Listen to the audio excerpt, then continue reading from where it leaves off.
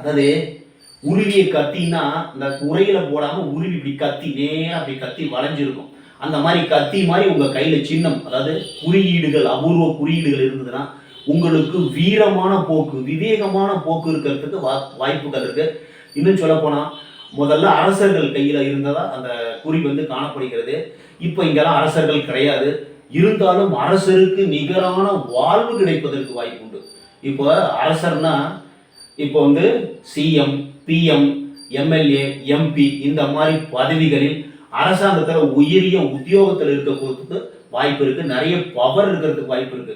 அவர்கள் சொன்னா நடக்கிறதுக்கு வாய்ப்பு இருக்கு. அந்த மாதிரி உருவிய கத்தி இருந்ததுன்னா சுத்தமான வீரனாக இருப்பான் அப்படின்னு நம்ம சொல்றாங்க சாஸ்திரத்துல.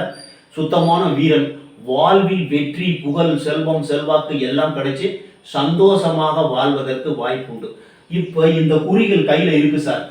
ஒரு சில பேர் கையில